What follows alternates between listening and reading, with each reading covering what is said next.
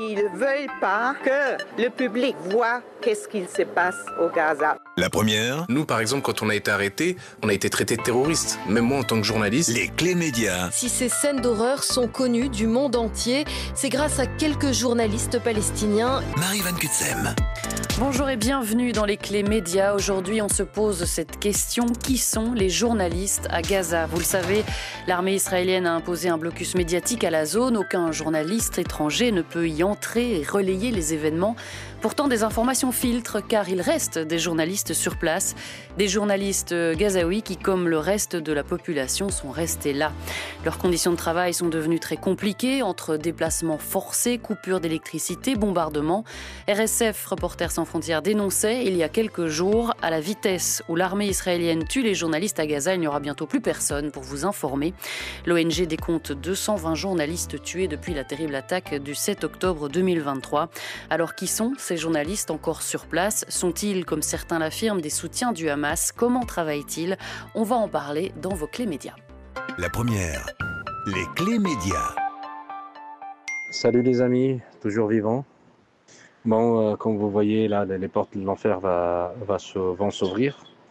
Et la première tour visée, c'est juste à côté de moi, c'est la tour Mouchtaha. Salut les amis, toujours vivants. C'est de cette façon que Rami Aboujamous commence son message vocal, chaque jour. Il est journaliste palestinien, il vit à Gazaville et il informe les 250 membres du groupe WhatsApp qu'il a fondé, qui comprend de nombreux journalistes français et belges. Le problème, c'est apparemment cette stratégie qu'on a toujours parlé, que quand il y a une guerre, c'est les tours qui sont visées. Et donc, du coup, nous, on en fait partie.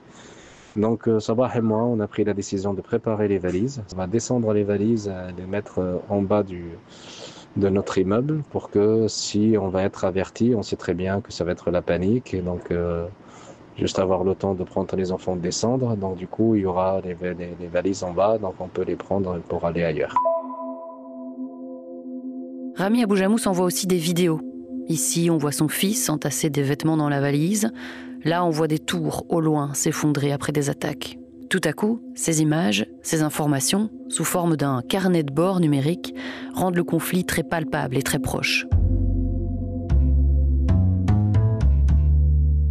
Souvent dans ses messages, Rami Aboujamous parle de la mort. Selon RSF, 220 journalistes ont été tués par l'armée israélienne depuis le début de la guerre, au lendemain de la terrible attaque du 7 octobre.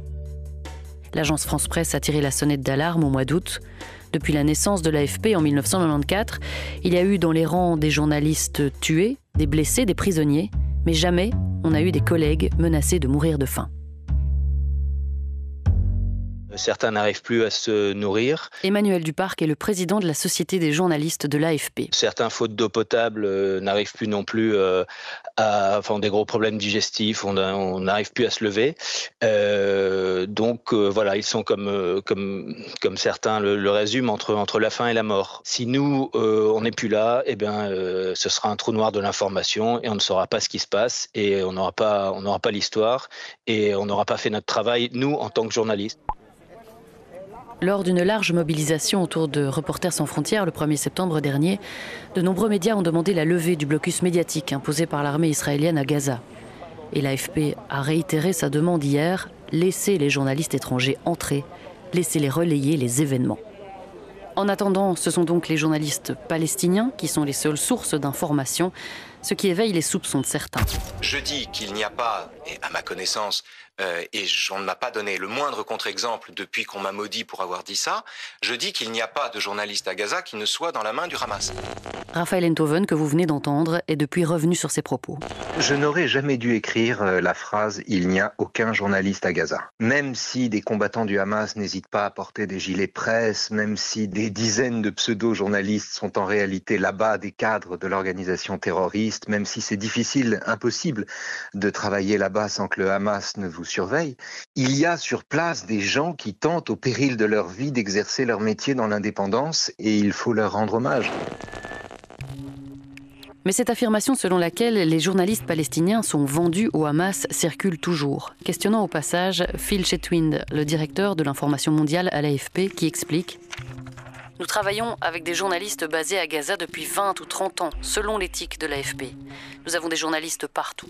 Nos journalistes en Afghanistan, par exemple, n'ont jamais été accusés de travailler pour les talibans ou quoi que ce soit de ce genre.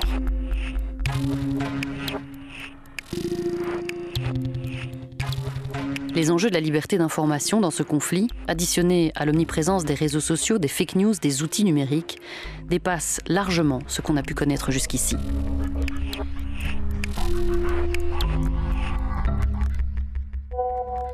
Bonjour Wilson Fache. Bonjour, est-ce que vous m'entendez bien? Est-ce que ça a coupé? Je vous entends très bien, en effet. Merci d'être avec nous. Vous êtes à distance. Où êtes-vous en ce moment? Je me trouve en Ukraine, je suis dans la ville de Kherson. Alors on vous connaît bien sur nos ondes, vous êtes journaliste et vous couvrez les zones de conflit depuis plusieurs années maintenant. C'est une émission un peu particulière aujourd'hui. J'ai pu discuter par messages vocaux interposés avec Rami Abou-Jamous, que vous avez entendu il y a quelques instants, au sujet de ses conditions de travail à Gaza. Il ne sera pas en direct avec nous, c'était trop compliqué d'assurer une liaison stable, mais on diffusera ses réponses à mes questions à plusieurs reprises et on vous invitera, Wilson, à réagir. Mais avant tout, Wilson, cette question, vous avez beaucoup travaillé au Proche-Orient, dans des zones de guerre. C'est toujours dangereux, c'est toujours complexe. Mais selon vous, qu'est-ce qui fait la particularité de cette guerre dans la bande de Gaza pour un journaliste? Ça a rien à voir. Enfin, moi-même, j'ai beaucoup travaillé à Gaza avant le 7 octobre 2023, puisque c'est toujours bien de répéter qu'on n'a plus le droit d'accéder à Gaza aujourd'hui de manière indépendante.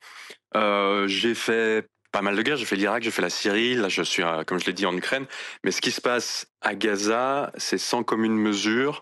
Ça veut dire quand on est journaliste à Gaza, ça veut dire qu'on est enfermé dans une zone où il n'y a aucune zone sûre, où tout, partout, tout le temps c'est dangereux, où on est soi-même déplacé, où on est soi-même affamé, où on peut être soi-même blessé, où on perd des proches, où on est soi-même visé, on est une cible de l'armée israélienne.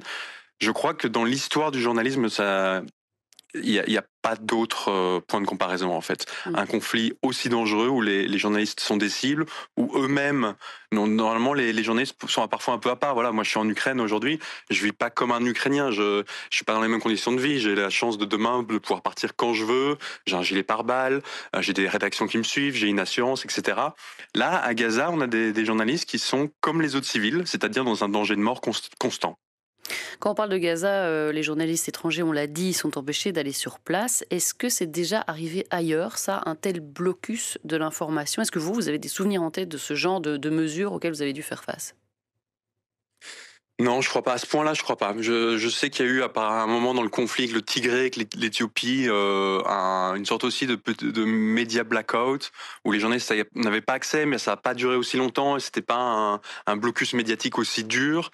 Moi-même, j'ai des expériences je sais pas, par exemple pendant la bataille de Mossoul contre l'État islamique en Irak. Là, on est en 2016-2017, où parfois les forces irakiennes nous bloquaient l'accès pendant un jour ou plusieurs jours parce que peut-être qu'ils subissaient une déroute et qu'ils voulaient pas forcément avoir des images de ça.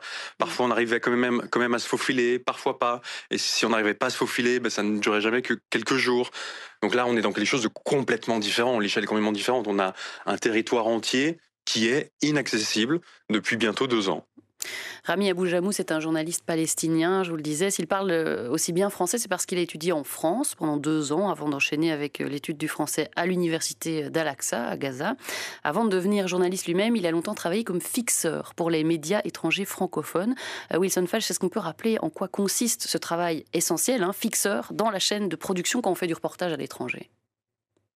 Oui, c'est vrai que c'est des personnes qui sont tellement importantes pour les journalistes étrangers comme moi. C'est vrai que le public n'est pas tout à fait au fait en général de ce qu'est un fixeur. Alors un fixeur, c'est quelqu'un qui littéralement fixe les choses, qui va organiser les rendez-vous, qui a un carnet d'adresses, donc qui a des contacts, qui peut organiser des choses, qui peut traduire, qui peut éventuellement conduire, qui va s'occuper plutôt des aspects logistiques du reportage. C'est aussi quelqu'un qui connaît, c'est souvent un local.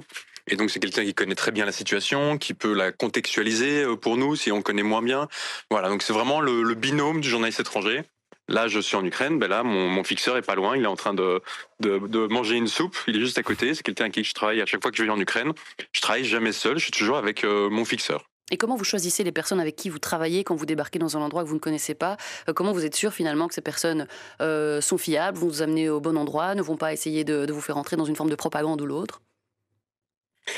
Si c'est un endroit que je connais pas déjà, alors je demande conseil à des collègues, consoeurs, confrères, qui eux connaissent déjà bien la zone en question, et je leur demande, tiens, est-ce que tu connais un bon fixeur avec qui je pourrais bosser?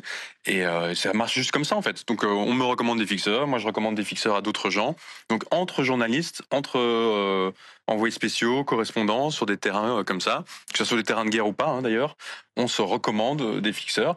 Et puis en général, je vais travailler avec quelqu'un, et puis si ça se passe bien, je vais retravailler avec lui. À Gaza, je travaille avec le même fixeur depuis 2019, qui était quelqu'un qui était lui-même journaliste, qui s'appelle Youssef Hamash, et qui était un fixeur exceptionnel, et en même temps lui-même un documentariste et un reporter, et qui travaille avec beaucoup d'indépendance. Et dès la première fois, je me suis dit, ah ok, mais il faut que je travaille avec personne d'autre que ce mec.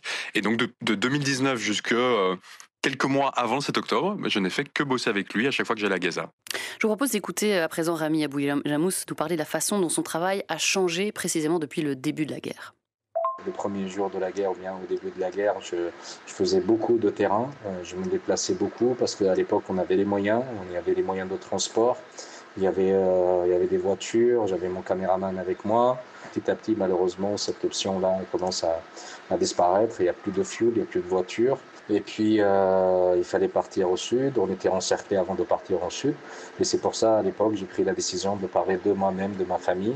Avant, ma famille ou bien ma vie privée, c'était quelque chose un peu de sacré. Mais j'ai sacrifié ma vie privée justement pour parler de moi, de ma famille, parce que je suis juste un petit exemple de ce que vivent toute la population de Gaza. Wilson Fache parlait du quotidien, c'est l'option qu'a choisie Rami Abou-Jamous parce que c'est devenu difficile de partir en reportage, de bouger. Est-ce que c'est un constat que vous faites aussi, les difficultés de travailler en zone de guerre? C'est pas que les coupures d'électricité ou d'internet, c'est aussi tout simplement le fait de se déplacer? Oui, mais encore une fois, je crois que Gaza est encore à une échelle complètement différente. Là, pour vous donner l'exemple de ce que je vis ici, donc là je suis à Kherson, qui est une ville assez dangereuse parce qu'il y a énormément d'attaques de drones russes. Là, cette nuit, j'ai compté à peu près une explosion toutes les 5 à 10 minutes. La nuit d'avant, c'était encore pire. Parfois, c'était toutes les minutes. Donc, c'est une ville compliquée où je peux effectivement pas me déplacer partout. Toute la partie près de la rivière, par exemple, en fait, j'y vais même pas parce que c'est trop dangereux. Donc, on reste dans les quartiers un peu plus excentrés. Ce qui me permet pas de faire un travail qui est idéal. C'est des endroits que j'aimerais aller, des gens que j'aimerais rencontrer. Et en fait, le jeu en vaut pas tout à fait la chandelle parce que le risque est trop élevé. Il y a trop d'attaques de drones. En plus, on sait que les Russes utilisent Kherson presque comme un centre d'entraînement, un stand de tir, où ils entraînent leurs nouveaux dronistes, leurs opérateurs de drones, pour viser les gens, viser les voitures. Donc c'est une ville qui est devenue un stand de tir, un camp d'entraînement. Donc c'est vraiment dangereux. Mais Gaza, c'est encore différent. Gaza, c'est un endroit où là, je suis en train de manger en terrasse. On peut pas faire ça à Gaza. On peut difficilement manger en terrasse sans prendre de risques. On peut difficilement se déplacer sans être pris pour cible par des chars ou des drones ou même des soldats. C'est un endroit où les journalistes sont des cibles. C'est un endroit où se déplacer est compliqué parce qu'en fait, plus personne n'a de voiture pratiquement. On se déplace soit à pied, soit avec des ânes, des charrettes tirées par des ânes. Donc en fait, la logistique est. J'ai l'impression presque de ne pas être reporter de guerre, de ne pas avoir fait ce métier-là quand j'entends les échos de mes collègues à Gaza. On va retrouver Rami Abou-Jamous sur la question du matériel, puisque vous parlez de logistique, ça en fait partie. Malheureusement, pour avoir Internet, c'est un privilège. Nous, on a de la chance à la Maison de la Presse, c'est que les Canadiens et le gouvernement canadien il nous a aidés à avoir des panneaux solaires pour avoir de l'électricité et pour avoir Internet. Donc, quand je suis au bureau, on a une bonne connexion Internet quand il y a du soleil. On a aussi un problème toujours de manque de moyens. Ça fait 2 ans qu'on vit cette guerre-là. Il y a ceux qui remportent surtout pour les caméramans et les photographes. Leurs appareils sont devenus un peu abîmés. Un problème d'avoir des disques durs, un problème d'avoir des powerbanks. Mais le vrai problème pour communiquer avec le monde extérieur, il faut avoir Internet et malheureusement, il n'y en a pas beaucoup qui ont ça. Alors la connexion Internet, l'électricité, on entendait ici ce système D avec les panneaux solaires. Comment vous fonctionnez, Wilson Fache? Est-ce que vous avez des outils qui vous permettent d'être tout à fait autonome à ce niveau-là?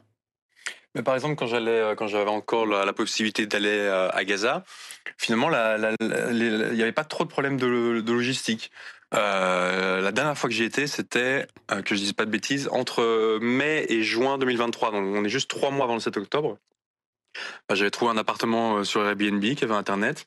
J'avais pris une carte SIM pour avoir la 3G. Le fixeur avec qui je travaillais avait une voiture. Donc c'était relativement facile. Finalement, le plus compliqué, c'était pas tant de travailler dans Gaza que d'accéder jusqu'à Gaza. Il fallait à la fois la permission du Hamas et la permission des autorités israéliennes. La permission des autorités israéliennes n'était pas trop compliquée à obtenir. Il fallait juste la lettre de mon média. Je crois qu'à l'époque, c'est la RTBF qui m'avait écrit une lettre. Et j'avais pu obtenir une carte de presse. Et donc ça suffisait pour aller passer le checkpoint israélien. Et ensuite, côté Hamas, ça parfois c'était plus compliqué. Moi notamment parce que j'ai été banni 2 fois de Gaza par le Hamas. La première fois, c'était en 2019 parce que j'avais écrit un reportage sur les trafiquants de drogue.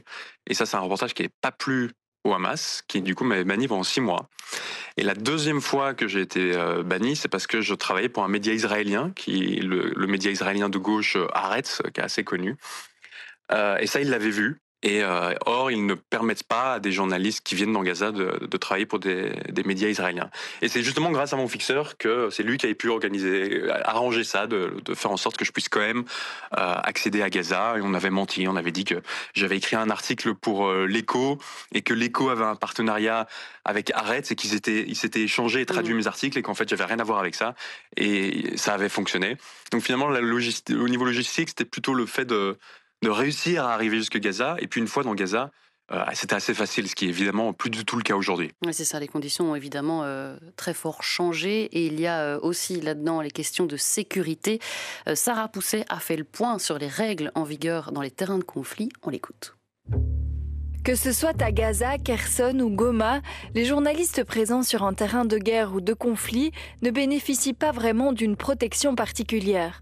En réalité, ils sont considérés comme le reste de la population civile, comme l'explique Anthony Bélanger, le secrétaire général de la Fédération internationale des journalistes. A priori, les journalistes doivent être traités ni plus ni moins bien que les civils en zone de combat. C'est-à-dire ils doivent être respectés et ils doivent être protégés. Donc en fait, il y a non pas une protection pour les journalistes en général, mais une sorte d'extension de la protection que l'on doit à tous les civils en zone de conflit. Mais quand ils couvrent des conflits, les journalistes se retrouvent dans des zones proches des combats, parfois même aux côtés de certaines armées comme en Ukraine. Il leur est donc conseillé de bien s'identifier comme journalistes, carte de presse, visa approprié, casque et gilet pare-balles avec la mention presse. Mais ces signes distinctifs peuvent aussi se retourner contre eux.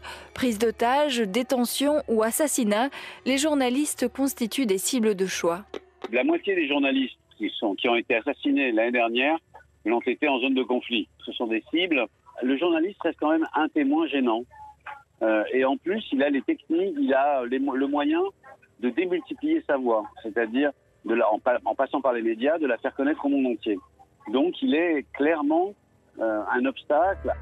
Une résolution des Nations Unies condamne pourtant les attaques délibérées contre la profession et rappelle que des journalistes ne peuvent pas constituer des objectifs militaires.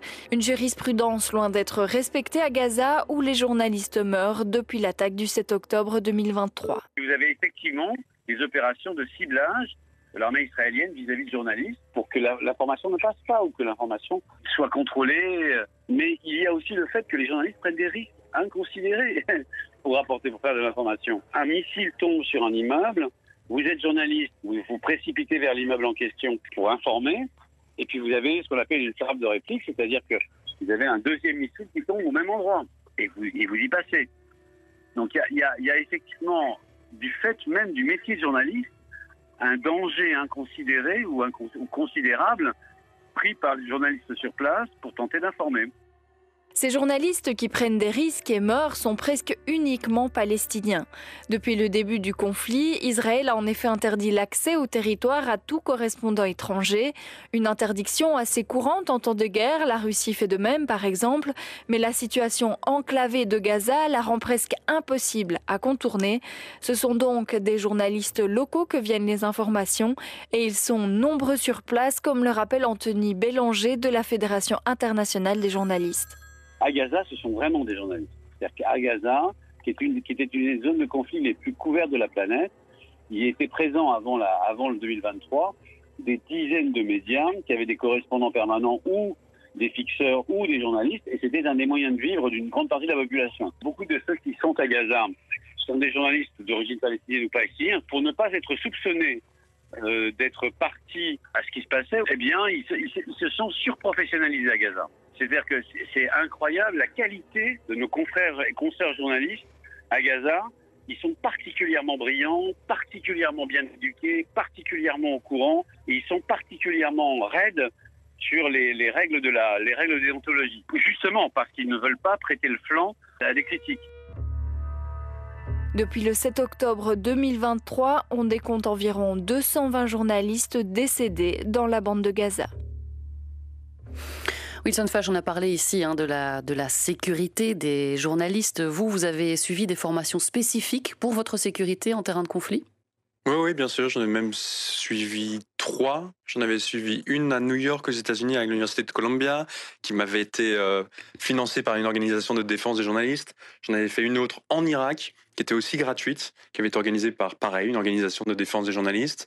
Et j'en ai fait une 3e au Royaume-Uni, ça c'était plus récent, il y a 2 ans je crois, et là aussi gratuite. Et Donc il y a vraiment beaucoup de choses qui sont faites pour nous protéger et nous aider à nous protéger nous-mêmes. Et on apprend à se comporter, on apprend la bonne attitude à avoir.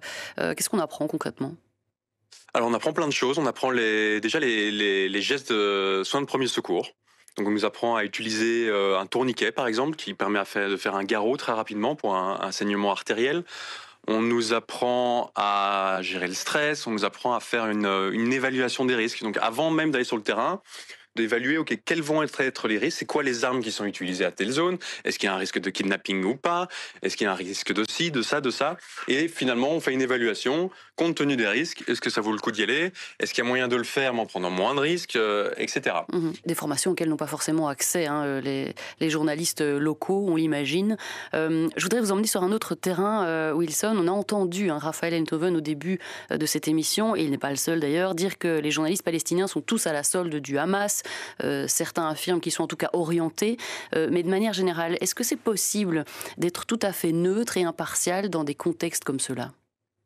Non, je pense pas que ce soit possible quand on est soi-même affamé, déplacé, visé. Je pense pas qu'on peut être tout à fait neutre, mais moi non plus. J'ai jamais été neutre quand j'ai couvert Gaza. Je pense que la fameuse neutralité / objectivité journalistique, je crois que c'est un peu un mythe. Moi, je crois que ce qui compte, c'est l'honnêteté. Et par contre, je pense qu'il y a effectivement des journalistes, beaucoup de journalistes honnêtes à Gaza, qui font leur travail avec beaucoup de sérieux. En fait, c'est ça qu'on demande aux journalistes, je pense, surtout les reporters en zone de guerre, c'est de travailler sérieusement et avec honnêteté. Et qu'ils soient neutres ou pas, finalement, on s'en fout. Et de toute façon, c'est pas possible. On peut pas être visé par des bombes et être affamé, voir les gens autour de soi mourir et être neutre. C'est impossible. Et c'est pas grave. C'est pas ça qu'on leur demande. Les journalistes locaux et les fixeurs, ils ont cette force de connaître le terrain et les gens, vous en avez parlé. Les journalistes étrangers, peut-être qu'ils peuvent apporter un regard plus distancé sur les événements. Est-ce que la combinaison des deux, ça fait quelque chose d'assez complémentaire ?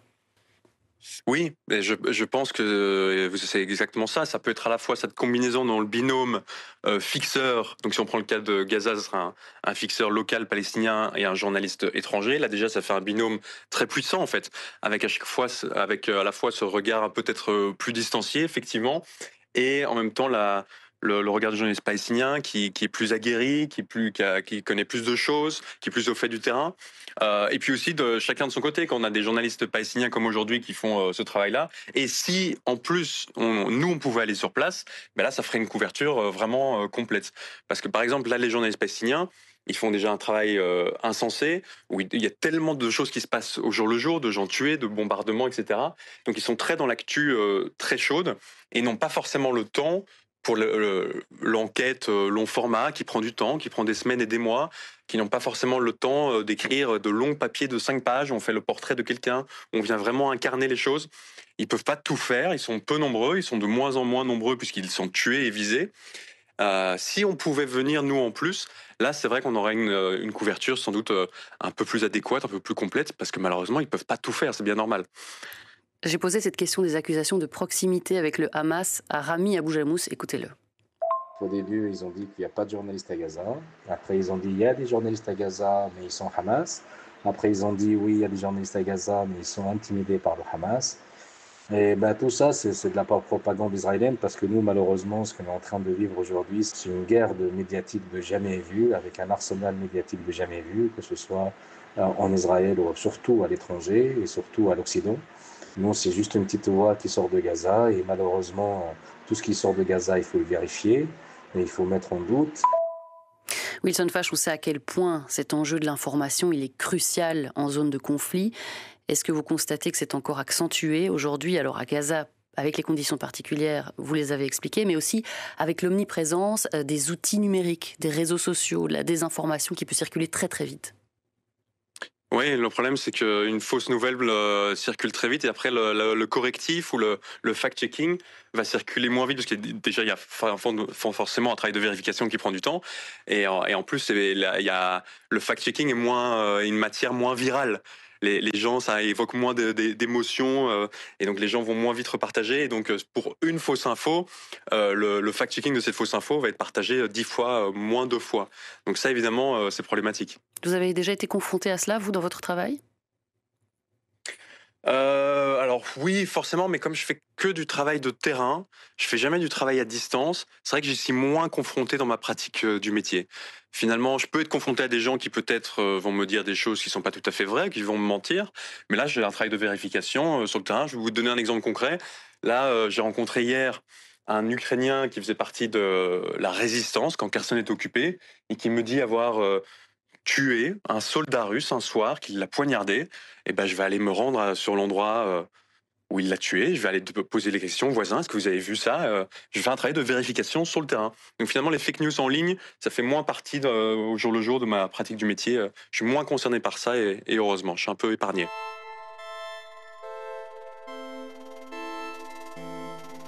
Les conditions difficiles dans lesquelles travaillent aujourd'hui les journalistes encore présents à Gaza sont assez inédites. Entre la zone totalement bouclée, le matériel qui vieillit, les conditions de vie, les coupures d'électricité et d'Internet, il devient de plus en plus compliqué d'entendre des voix depuis la bande de Gaza. Il est essentiel de rouvrir les frontières à la presse étrangère. Il est essentiel aussi de comprendre que tout conflit, et celui-ci en particulier, coince les journalistes dans des postures caricaturées par l'ennemi à des fins de propagande.